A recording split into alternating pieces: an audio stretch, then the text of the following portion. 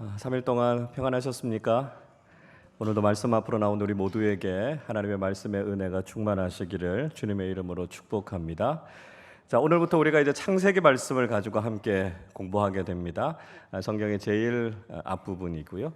어떻게 우리의 시작, 근원이 시작됐는가라고 하는 것을 우리가 함께 살펴보는 시간들을 가지려고 합니다. 우리가 믿고 있는 바에 대해서 적고 있는 것이 웨스터민스터 신앙 고백이라고 하는 내용인데요.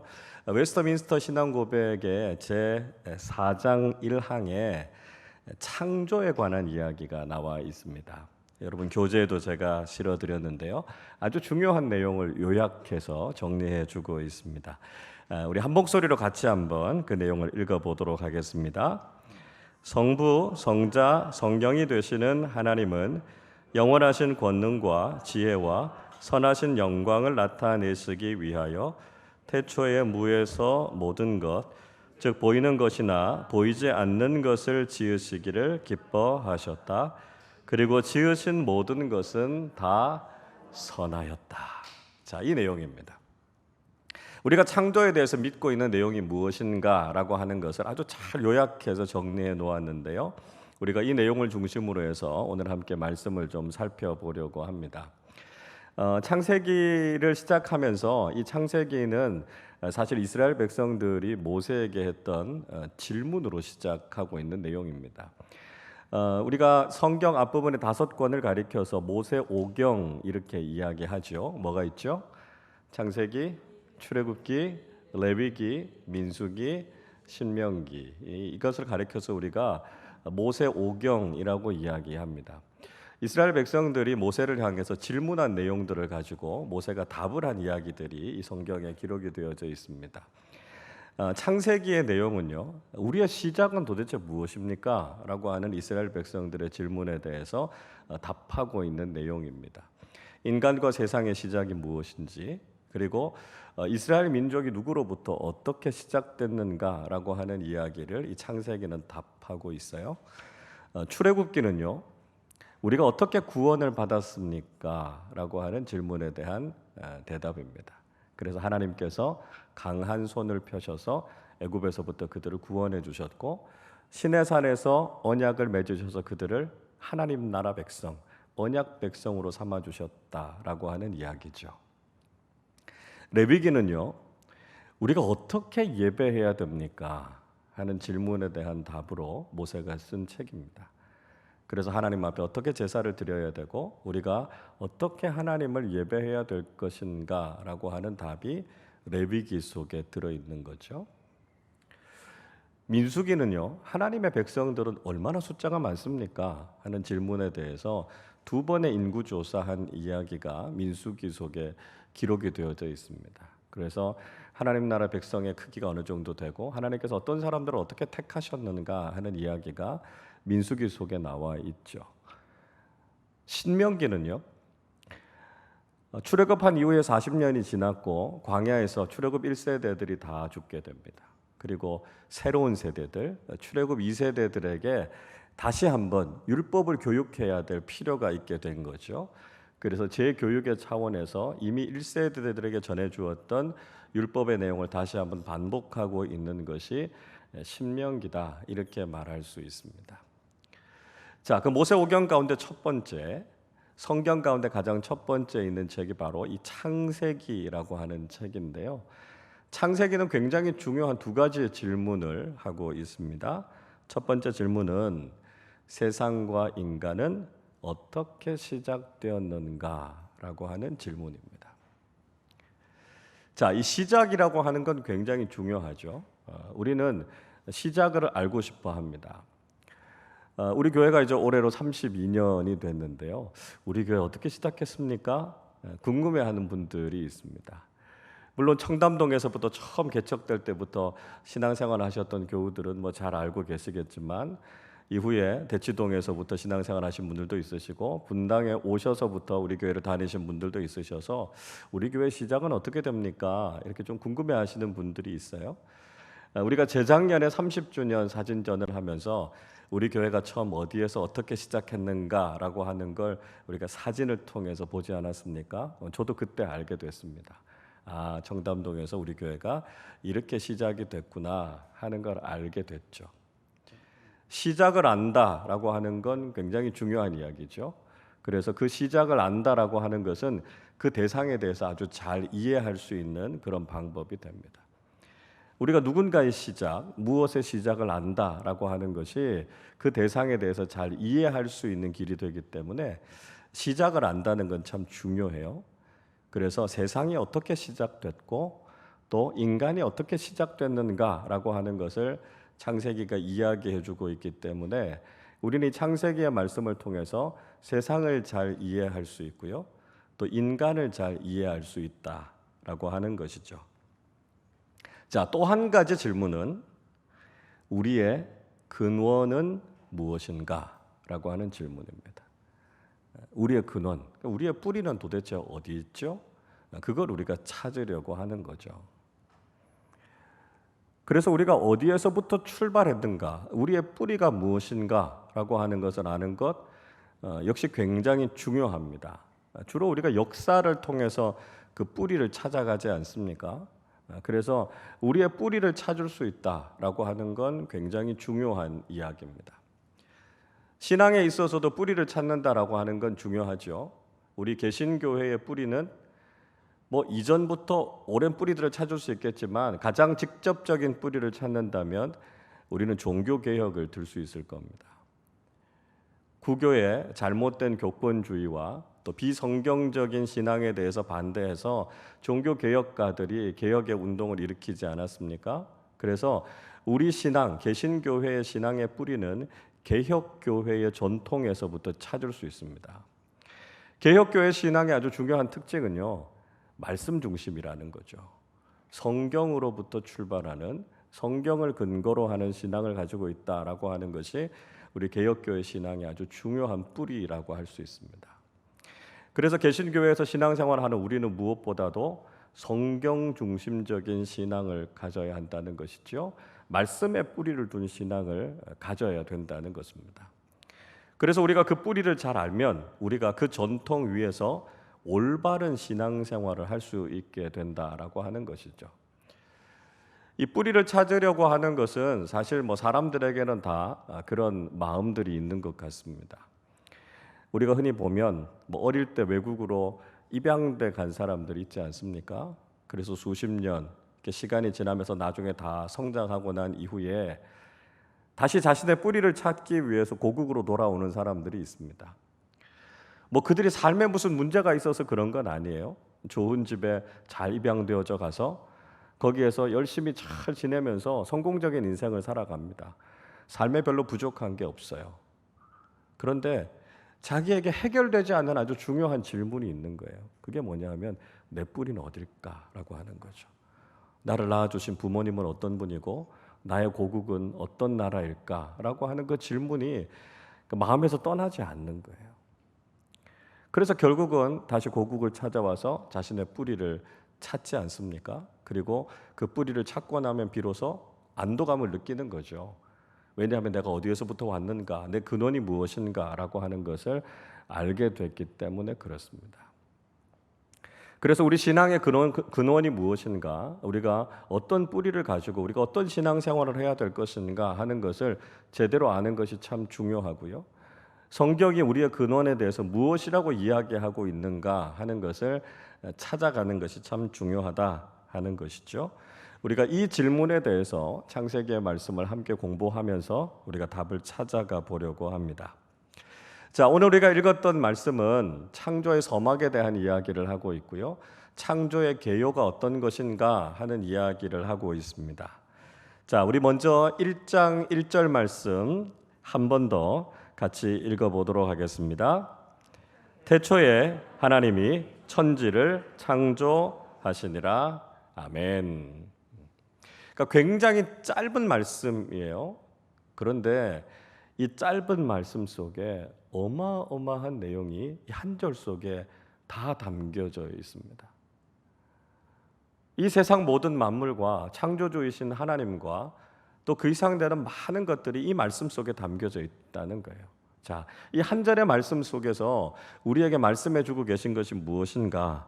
우리가 몇 가지를 좀 살펴보도록 하겠습니다. 1번을 보시죠.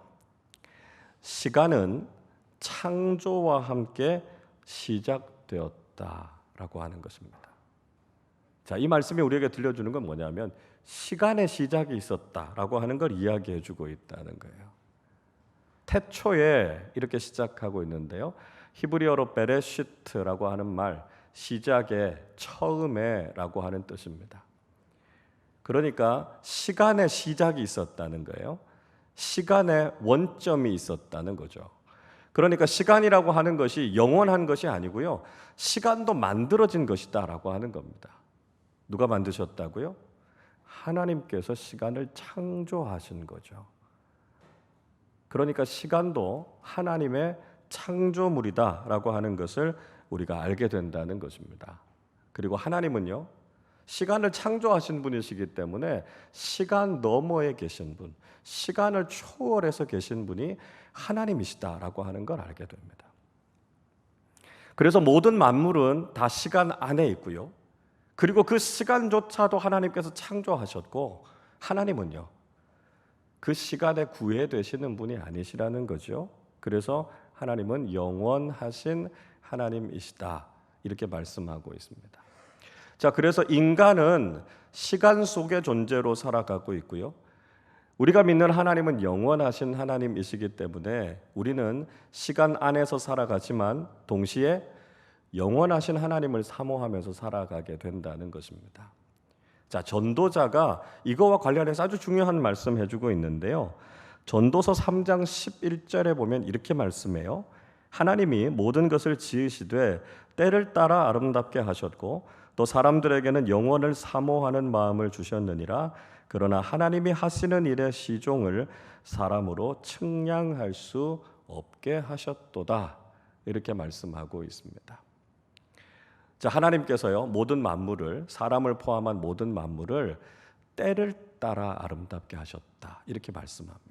그러니까 시간 안에 있는 존재로 만드셨다는 거죠. 그래서 그 시간 안에서 각자의 아름다움을 드러내면서 살게 하셨다는 겁니다. 그래서 어떻게 살아가는 것이 현명한 삶인가 하면 시간에 순응하면서 살아가는 것이 현명한 삶이라는 거예요. 왜냐하면 그때에 따라 하나님께서 주시는 아름다움을 드러내면서 살게 하셨다고요. 그래서 우리는 시간 속의 존재로 살아가고 있습니다. 그러나 하나님은요, 영원하신 하나님이시라는 거예요. 그래서 하나님께서 하시는 일의 시작과 끝을 우리 인간은 아무리 알려고 해도 알 수 없습니다. 우리는 하나님이 창조하신 시간도 모르기 때문에요. 그 이상 되시는 하나님의 시작과 끝은 우리가 도저히 알 수 없다라고 하는 것이죠. 단지 시간 속의 존재로 살아가는 우리가 바라보고 기대하면서 살아야 되는 것은 뭐냐 하면 영원을 사모하는 마음을 가지고 살아야 된다는 것입니다. 그러니까 우리가 이 세상을 살아가는 데 있어서 가장 중요한 게 뭐라는 거죠? 우리가 살아가고 있는 이 시간을 영원으로 이어가는 것이 가장 중요하다는 것입니다. 시간 속에서 변하는 것들, 시간 속에서 사라지는 것들, 우리가 거기에 가치를 두고 살아갈 것이 아니라 늘 우리의 관심은 영원하신 하나님을 바라보면서 살아야 된다는 것이죠. 어떻게 하면 우리의 이 유한한 시간을 영원한 하나님 나라로 이어갈 수 있을까? 이것이 우리에게 있어서 가장 중요한 관심이 되어야 한다는 것입니다. 2번을 보시죠. 창조는 삼위일체 하나님의 사역이다라고 하는 겁니다. 자, 창조의 사역은요, 성부, 성자, 성령 삼위일체 하나님께서 함께 하신 사역이다라고 하는 겁니다. 그래서 이런 이야기를 해요. 창조는 성부로부터 성자를 통해서 성령 안에서 이루어졌다. 그렇게 이야기합니다. 창조는요, 성부로부터, 그러니까 창조의 계획자가 되시고 주관자가 되시는 분이 성부 하나님이시라는 거예요. 그리고 성자를 통해서 창조의 매개가 되시는 분이 바로 말씀이신 성자 하나님이시라는 거죠. 그리고 성령님 안에서 모든 것에 생명과 생기를 불어넣으시는 분은 성령 하나님이시라는 거예요. 그래서 이 삼위일체 하나님의 공동사역이 창조라는 거죠. 자, 금방 읽었던 창세기 1장 1절에서 태초에 하나님이 천지를 창조하시니라 말씀하죠. 성부 하나님께서 이 창조를 계획하셨다는 것입니다. 그리고 2절에 보면 하나님의 영이 수면 위를 운행하셨다고요. 성령 하나님께서 창조의 모든 원동력이 되셨다는 걸 이야기하죠. 그리고 3절에서 비로소 하나님이 이르시되 말씀하셨다는 거죠.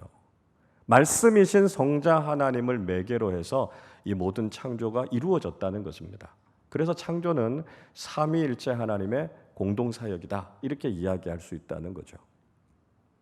성경은 끊임없이 우리에게 삼위일체 하나님에 대해서 계시해주고 있습니다. 예를 들자면 예수님께서 세례를 받으실 때, 예수님께서 요단강에서 세례를 받으시죠. 그리고 하늘로부터 하나님 아버지의 음성이 들리죠. 그리고 성령이 비둘기같이 그 자리에 임하십니다.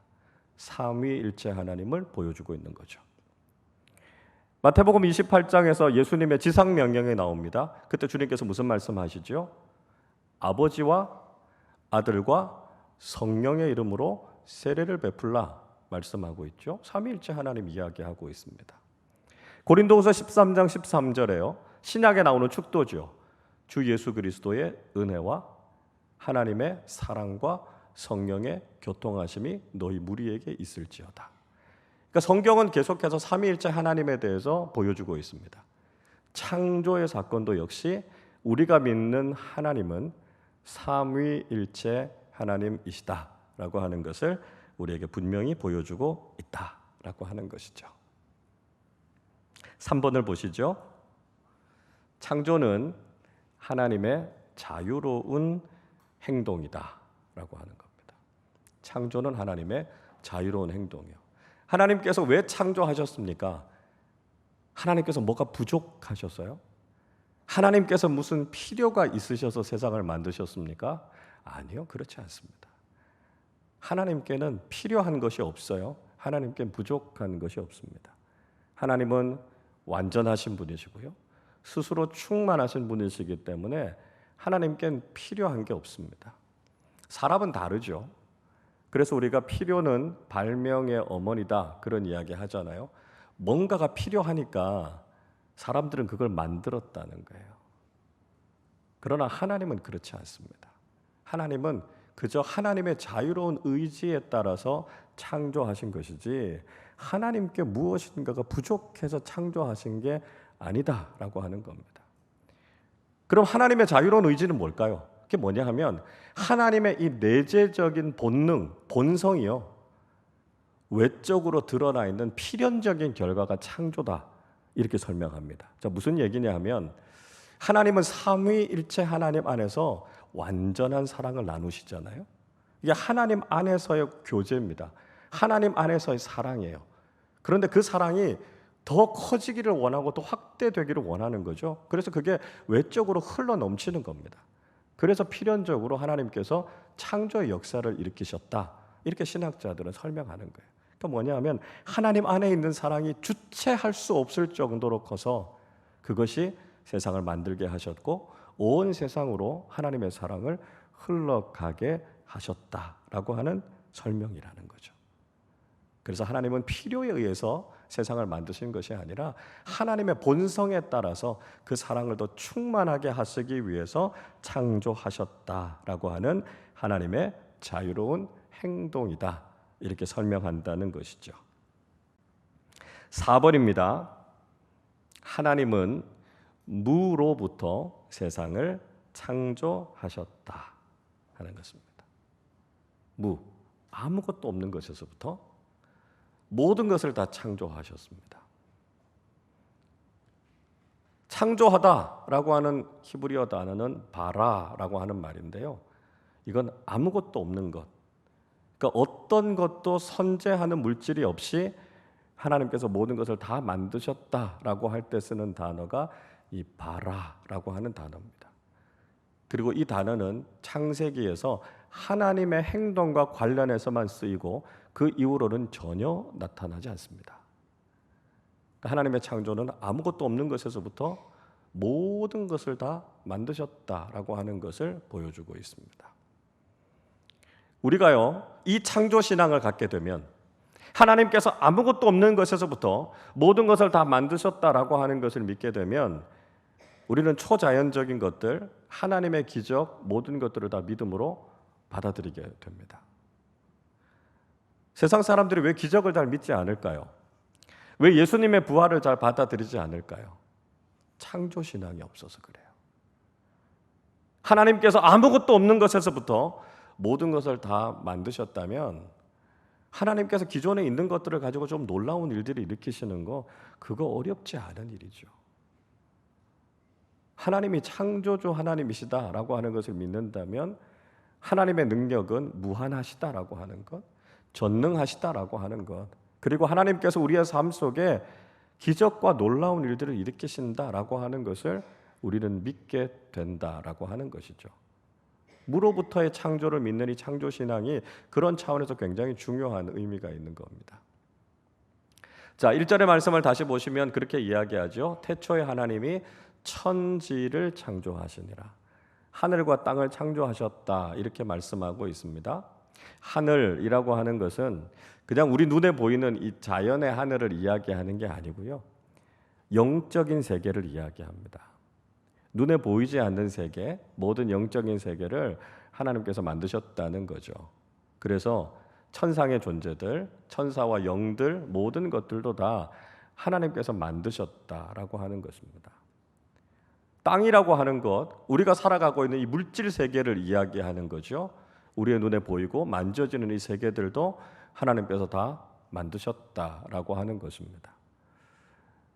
그래서 보이지 않는 모든 것들과 보이는 모든 것들 다 하나님의 손에 의해서 만들어진 것들이다라고 하는 것이죠. 그래서 하나님께서 이 모든 것들을 다 창조하셨다는 거예요. 그래서 모든 것은 다 하나님의 피조물이기 때문에 하나님 이외에는 그 무엇도 경배받아야 될 대상은 없습니다. 그게 눈에 보이지 않는 영적인 것이든 눈에 보이는 물질적인 것이든 모든 것은 다 하나님께서 만든 것이기 때문에 오직 우리의 경배의 대상은 하나님 한 분뿐이시다라고 하는 것을 우리가 고백해야 된다라고 하는 것이죠. 5번 보겠습니다. 하나님의 창조는 선한 창조다라고 하는 거죠. 하나님의 창조는 선한 창조다. 아까 우리 웨스터민스터 신앙교리에도 역시 선한 창조라고 하는 이야기가 나오죠. 하나님께서 모든 것을 선하게 만드셨습니다. 그래서 우리가 앞으로 살펴보겠습니다만 6일의 창조 중에 둘째 날, 궁창을 만드셨던 둘째 날을 빼고 모든 날 창조를 마칠 때 하나님께서 보시기에 좋았더라라고 하는 말씀이 나옵니다. 하나님께서 보시기에 좋은 창조였다는 것입니다. 선한 창조라는 것이죠. 자, 이걸 통해서 우리가 선하다라고 하는 기준이 뭔지 알게 되죠. 선하다라고 하는 기준은 하나님께서 보시기에 좋은 것이 선한 것이다라고 하는 거죠. 이게 성경이 이야기하는 선의 기준입니다. 선하신 하나님은 선한 세상을 창조하셨고요. 또 하나님께서 하시는 모든 일들은 선하다라고 하는 거죠. 그래서 우리는 하나님께서 보실 때 옳은 것이 선한 것이다라고 하는 것을 알아야 된다 하는 것이죠. 자, 그럼 우리가 이런 질문을 할 수 있습니다. 아니, 그러면 도대체 사탄은 어디서부터 나온 겁니까? 죄와 악은 도대체 어디서부터 나온 겁니까? 우리가 이렇게 질문할 수 있을 겁니다. 하나님은 모든 것을 다 선하게 만드셨습니다. 그러나 사탄은 스스로 자기의 자리를 버리고 타락한 천사가 사탄이 된 것이죠. 루시퍼라고 하는데 천사장, 하나님을 찬양하는 역할을 맡아야 할 천사장인 사탄이 자기의 자리를 버리고 스스로 타락했기 때문에 사탄이 된 것이죠. 죄와 악도 사탄과 악한 영들에 의해서 저질러지고 이루어졌던 많은 것들이 결국은 죄로 악으로 우리가 살아가는 세상 속에서 나타나게 되는 것 아닙니까? 그래서 이 악이라고 하는 것, 죄라고 하는 것은 하나님의 부재를 의미합니다. 하나님께 순종하지 않고 거부한 결과로 나타난 것이고요. 선의 결핍으로 나타난 것이다 라고 하는 거죠. 하나님은 모든 것을 선하게 만드셨지만 사탄과 또 그의 꾀임에 빠졌던 많은 따르는 추종자들, 그들에 의해서 나타나게 됐던 것이 악이다라고 하는 거죠. 자, 그래서 전도서 7장 29절은 이렇게 말씀해요. 내가 깨달은 것은 오직 이것이라 곧 하나님은 사람을 정직하게 지으셨으나 사람이 많은 꾀들을 낸 것이니라 말씀합니다. 그러니까 하나님은 사람을 정직하게 선하게 만드신 거예요. 그래서 사람이 사탄의 유혹에 빠져서 꾀를 내는 거죠. 죄를 짓고 악한 일들에 빠지게 되는 것이다 하는 것을 이야기하고 있습니다.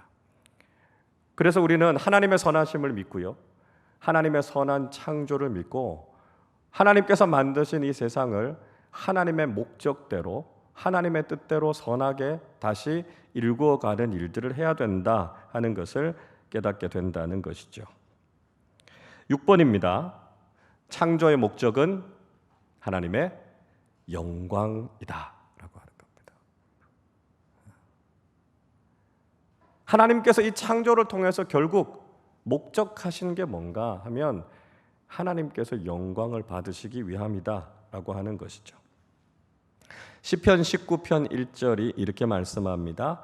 하늘이 하나님의 영광을 선포하고 궁창이 그의 손으로 하신 일을 나타내는도다 이렇게 말씀합니다. 하늘은 하나님의 영광을 드러내고요, 모든 피조물들은 하나님을 높인다는 거예요. 그래서 우리는 하나님 이외에 다른 어떤 대상을 경배하거나 높여서는 안 된다는 것이죠. 그 모든 것들은 다 하나님의 손에 의해서 만들어진 것이고요, 우리는 그 모든 것들을 바라보면서 이 모든 것들을 창조하신 하나님께 영광을 올려드려야 된다라고 하는 것이죠. 유명한 화가가 정말 멋진 그림을 그리면 여러분, 우리가 그 그림을 보고 감탄하면서 그 화가가 가지고 있는 예술론, 영감 이런 것들을 우리가 극찬하지 않습니까? 그 그림 자체가 경배를 받는 것이 아니고요, 칭찬을 받는 것이 아니라 그 그림을 만든 그 화가, 그 예술가가 그 칭찬을 받게 되는 거죠. 그러니까 마찬가지 하나님께서 이 아름다운 세상을 만들어 두신 것은 하나님께서 영광을 받으시기 위함이다 라고 하는 것이죠. 그래서 우리가 이 창조의 세상을 바라보면서 이 세상에 있는 그 무엇을 우리가 섬기는 것이 아니라 이 모든 것을 만드신 하나님께 영광을 올려드리는 것이 창조신앙을 가진 바른 태도다라고 하는 것을 알게 된다는 것이죠. 그래서 우리가 올바른 창조신앙을 가지고 오직 하나님께 영광을 올려드리는 사람들이 되어야 한다라고 하는 것입니다. 자, 이게 이제 창조의 개요 1장 1절을 통해서 우리가 깨닫게 되는 내용입니다. 자, 이제 하나님께서 창조 역사를 시작하시게 되는데요, 창조를 하시기 전에 하나님께서 창조의 공간을 만드십니다. 그 이야기가 2절에 나와 있습니다. 2절 말씀을 우리 같이 한번 읽어보겠습니다. 땅이 혼돈하고 공허하며 흑암이 깊음 위에 있고 하나님의 영은 수면 위에 운행하시니라. 자, 하나님께서 창조하시기 위해서 창조의 공간을 만드셨습니다. 자, 여러분 한번 생각해 보십시오. 창조 이전에는 어땠을까요? 하나님께서 이 창조를 시작하시기 이전에는요, 하나님께서 온 천지 만물 모든 것 가운데 충만하셨습니다. 그 하나님으로 다 가득해 있었다라고 하는 것이죠. 그런데 하나님께서 세상을 창조하시기 위해서는요, 하나님이 없는 공간을 만드셔야 했어요. 그렇죠? 하나님은 창조자이시고 그 대상에서 창조를 하는 거 아닙니까? 근데 하나님이 거기 계시면 안 되니까 하나님이 계시지 않는 공간을 만들어내는 겁니다.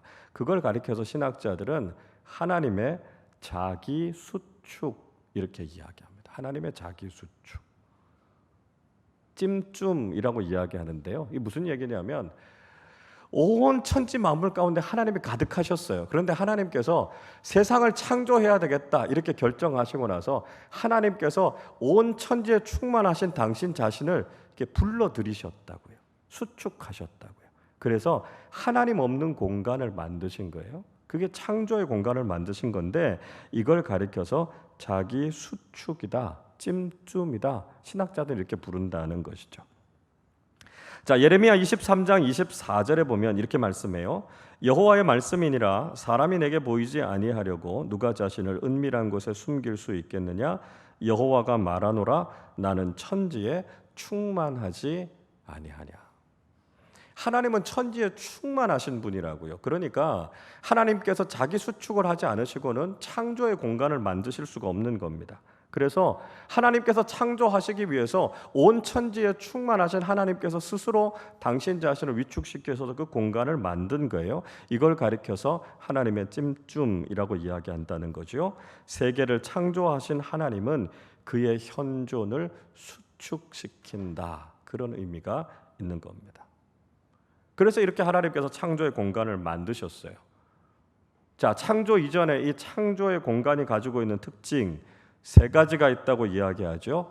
첫 번째는 혼돈입니다. 혼돈, 카오스, 무질서한 거죠. 형태가 없는 거예요. 틀이 없는 거예요. 그래서 굉장히 어지럽고 복잡하고 혼란한 것, 이게 창조 이전의 특징입니다. 두 번째는 공허예요. 공허, 텅 비어 있는 거죠. 텅 비어 있는 거. 그러니까 허무한 거죠. 만족이 없는 거죠. 이런 상태를 이야기합니다. 세 번째는 흑암입니다. 다크니스. 빛이 하나도 없는 거죠. 깜깜한 거죠. 그러니까 하나님이 없는 공간, 하나님께서 만드셨던 창조 이전의 공간이 바로 혼돈과 공허와 흑암이라는 특징을 가지고 있다는 것입니다. 여러분, 이게 하나님 없는 인생의 특징이에요. 구원받기 이전에 우리의 모습이 이런 모습이었다는 거예요. 혼란하고 공허하고 어둠이 가득해 있는 흑암이죠. 우리의 삶에 질서가 없어요. 우리의 삶이 늘 흔들리고 요동칠 수밖에 없습니다. 우리 인생에 참된 만족이 없어요. 채워지는 게 없다는 거죠. 빛이 없고 늘 어둠과 절망 속에서 살아갈 수밖에 없는 것이 구원받기 이전에, 하나님 만나기 이전에 우리의 삶의 모습이다라고 하는 거죠. 그러니까 바뀌어야 돼요. 변화돼야 된다는 거죠. 자, 이런 창조 이전의 세상 속에서도 소망이 있었다는 거예요. 2절 끝에 뭐라고 이야기하죠? 하나님의 영이 그 위를 운행하셨다고요. 하나님 없이는 이렇게 어둡고 부정적일 수밖에 없는 모습이지만, 그러나 소망은 뭐라고요? 하나님의 영이 우리 위에 운행하고 계신다고요. 아, 하나님께서 이제 일하시겠구나. 하나님께서 모든 것들을 바꾸시겠구나. 질서가 없는 곳에 질서를 세우시고, 텅 비어 있는 곳에 모든 것을 가득 채워서 만족하게 하실 것이고, 어둠이 가득한 곳에 빛을 비추어 주셔서 그곳 가운데 참된 기쁨이, 참된 평안이 있게 하시겠구나. 이게 하나님의 창조의 역사입니다. 온 세상만이 아니라 우리의 인생에도 이런 하나님의 창조의 역사가 필요하지 않습니까? 하나님이 없으면 우리 인생은 이렇게 될 수밖에 없는데, 하나님의 영은 우리를 포기하지 않으시고 지금도 우리의 삶 속에서 새로운 하나님의 창조의 역사를 일으키신다라고 하는 것을 우리는 깨달아야 한다는 것이죠. 자, 여러분, 그렇다면 우리가 창조신앙을 가지고 살아간다라고 하는 것이 어떤 의미가 있을까요? 오늘 마지막으로 제가 세 가지를 정리했는데요. 1번을 보시죠. 창조신앙은 우리 인생이 우연이 아니라 목적이 있음을 보여준다는 것입니다. 자, 굉장히 중요한 이야기예요. 우리가 창조신앙을 가지고 있다라고 하는 것은 목적이 분명한 인생을 살아간다라고 하는 겁니다. 우리가 창조 이야기할 때마다 늘 듣는 게 뭐죠? 창조론과 진화론의 논쟁, 이런 이야기 많이 듣잖아요. 그래서 창조는 신앙이고 진화는 과학이다. 우리 이런 이야기 참 많이 듣지 않습니까? 그러나 그건 잘못된 이야기입니다. 왜 그럴까요? 과학이 되기 위해서는요, 두 가지의 특징이 있어야 됩니다. 두 가지의 조건이 갖추어져야 돼요. 그러니까 뭐냐면, 하나는요, 실험 가능해야 됩니다. 두 번째는요, 반복 가능해야 돼요. 그러니까 실험할 수 있어야 되고요. 그 실험을 하면 계속 반복적으로 똑같은 결과가 나와야 과학이 될 수 있다는 겁니다. 물론 창조는 실험도 가능하지 않고 반복도 가능하지 않아요. 그러니까 창조는 과학이 아닙니다. 그럼 진화는요? 진화도 마찬가지예요. 진화 실험 가능하지 않습니다. 반복 가능하지 않아요. 그러니까 정확하게 이야기하면 뭘까요? 창조도 신앙이고요. 진화도 신앙이라는 거예요. 어떻게 이야기해야 된다고요? 당신은 창조를 믿습니까? 아니면 진화를 믿습니까? 이렇게 묻는 거예요. 그럼 우리 뭐라고 대답하죠? 전 창조를 믿습니다. 이렇게 이야기한다는 거예요. 그러니까 창조가 비과학적이고 진화가 과학적이고 그게 아니라 이건 다 믿음의 영역이라는 거예요. 그러니까 우리가 창조를 믿고 사느냐 아니면 진화를 믿고 사느냐라고 하는 것이지 우리가 창조를 믿는다고 해서 아주 비이성적인 사람들이다 그런 의미가 아니다라고 하는 거죠. 자, 여러분 그러면 창조와 진화 사이에 가장 큰 차이는 뭘까요? 가장 큰 차이는요. 진화는요. 생명이 우연히 시작됐다고 가르칩니다. 무생물이었던 것이 엄청난 전기 스파크를 받아서 갑자기 생물로 바뀌게 되죠. 그리고 계속해서 진화의 과정을 거쳐서 지금까지 발전하게 됐다라고 가르칩니다. 생명이 시작하는데요. 목적이 없어요. 그냥 우연히 그렇게 됐을 뿐입니다. 이렇게 진화론을 따라가다 보면 인간의 존엄성을 찾기가 어려워요. 인생의 목적을 찾을 수가 없습니다. 왜냐하면 우연히 생겨났을 뿐이기 때문에 그래요. 근데 창조는 다르죠. 창조는요, 창조자가 분명한 목적을 가지고 우리를 만들었다는 거예요. 무엇을 위해서요? 하나님의 영광을 위해서요. 그리고 그럴 만한 존재로 만드시기 위해서 하나님께서 어떻게 하셨습니까? 하나님의 형상으로 우리를 만들었다고요. 거기에서부터 인간의 존엄성이 나오는 겁니다. 여러분, 우리가 서로를 보면서 우리는 지금 하나님을 대하고 있는 거예요. 그래서 우리가 서로를 사랑하고 존중해야 됩니다. 왜냐하면 우리에게는 하나님의 형상이 있기 때문에 그래요. 창조신앙을 믿는다는 것은요, 우리의 인생에 목적이 있다는 걸 아는 것이고요. 우리의 존재가 얼마나 존귀한 존재인가, 우리는 하나님을 닮은 존재다라고 하는 걸 깨닫게 되는 거예요. 그래서 창조신앙을 가져야만 우리가 인생을 바르게 살 수 있고요. 우리의 삶이 존귀한 삶을 살아갈 수 있습니다. 그래서 우리가 바른 창조신앙을 가지고 우리 인생의 목적이 무엇인가를 바르게 알아야 되고요. 우리가 얼마나 존귀한 존재인가 하는 것을 깨닫는 것이 중요하다라고 하는 것이죠. 2번을 보겠습니다. 창조신앙은 창조주 하나님의 주권을 인정해야 한다는 것입니다. 창조신앙을 갖는다라고 하는 것은 하나님의 주권을 인정하는 것입니다. 하나님의 선하심과 하나님의 완전하심과 하나님께서 하신 일이 옳다라고 하는 걸 인정하는 거예요. 그러니까 우리가 함부로, 피조물인 우리가 함부로 우리의 기준을 가지고 하나님을 평가하고 판단하는 게 아니고요.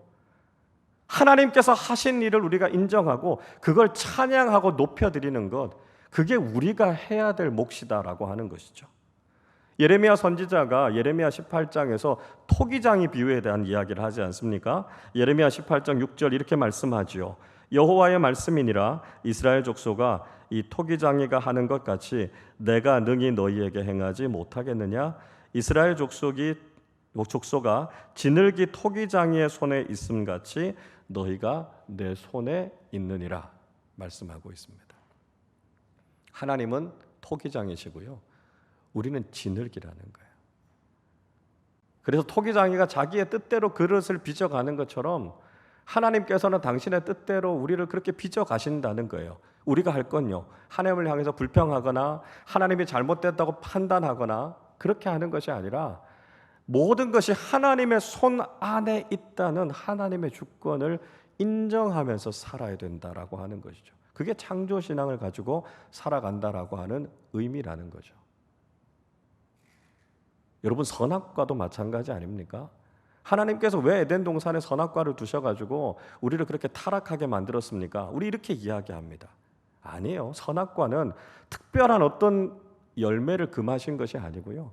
하나님의 주권을 인정할 수 있느냐라고 하는 것을 우리에게 묻고 계시는 겁니다. 하나님은 창조자이시고 우리는 피조물이라는 거예요. 그래서 그 하나님과 우리 사이의 질적인 차이, 창조자 하나님을 하나님으로 인정할 수 있겠느냐라고 하는 것을 날마다 그 선악과를 보면서 고백하면서 살아가는 겁니다. 그렇죠. 하나님은 창조자시죠. 저는 피조물입니다. 선악과가 가지고 있는 의미는 바로 그런 뜻입니다. 그런데 아담과 하와가요, 하나님의 주권을 인정하지 않죠. 내가 창조자처럼 되고 싶은 거죠. 그래서 그걸 어기고 선악을 알게 하는 나무의 열매를 따먹지 않습니까? 하나님의 주권을 인정하지 않는 겁니다. 지금도 많은 사람들은 하나님의 주권을 인정하지 않으려고 해요. 그러나 하나님과 우리는 다르다라고 하는 것. 하나님은 창조자이시고 우리는 피조물일 수밖에 없기 때문에 창조자이신 하나님의 뜻에 온전하게 순종하는 것, 그것이 피조물인 우리가 해야 되는 본분이다 하는 것을 우리는 잊지 말아야 한다는 것입니다. 마지막 3번입니다. 우리는 구속신앙에서 출발해서 창조신앙으로 나아가야 한다는 것입니다. 자, 우리의 신앙을요, 여정으로 이렇게 쭉 한번 설명해 본다면 우리의 신앙의 첫 출발은 구속신앙이고요.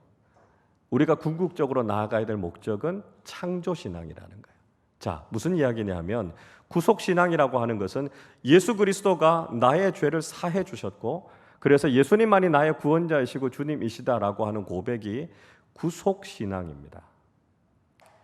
그러니까 예수 그리스도를 구주로 영접하고 내가 예수 그리스도를 믿는 이 구속신앙이 없이는 우린 그리스도인이 될 수 없습니다. 누구나 다 예수 그리스도에 대한 믿음의 고백이 있어야 되죠. 그래야만 우리가 그리스도인으로 시작할 수 있습니다. 근데 그게 전부가 아니라는 거예요. 내가 그리스도인이 됐다. 그게 끝이 아니고요. 이제 우리가 나아가야 될 바는 어디입니까? 그러면 우리가 어떻게 그리스도인답게 살 것인가라고 하는 거죠. 그것에 대한 답을 주는 것이 창조신앙이라는 거예요. 무슨 이야기일까요? 우리의 가정, 우리의 직장, 우리가 몸담고 있는 공동체, 우리가 살아가는 모든 삶의 자리, 이 모든 것들을 다 하나님께서 만드셨다는 거예요. 모든 세계는, 모든 세상은 다 하나님께서 만드신 곳입니다. 그래서 구원받은 우리는요, 이제 창조의 세상 속으로 나아가서 창조신앙을 세우면서 살아가는 거죠. 우리의 가정이 하나님을 경외하고요, 내가 일하는 직장에서 하나님의 말씀을 전하고요, 내가 살아가는 모든 삶의 자리에서 하나님을 경외하고 높여드리고 찬양하는 것, 이게 우리가 창조신앙을 실천하면서 살아가는 것이다 라고 하는 것이죠. 우리는 구속신앙을 통해서 그리스도인이 되었고요, 창조신앙을 통해서 그리스도인답게 살아가는 것입니다. 그래서 이제 그리스도인이 된 우리는 우리가 살아가는 모든 삶의 자리를 하나님 나라로 일구어 가는 것입니다. 내 삶의 자리가 온전히 하나님께 영광을 올려드리고 내가 몸담고 있는 공동체가 하나님을 예배하고 찬양하는 것, 이게 창조신앙의 목적이라는 것이고요. 우리가 그렇게 살아갈 때만 그리스도인답게 살아갈 수 있다라고 하는 것이죠. 여러분, 우리는 올바른 창조신앙을 가져야 합니다.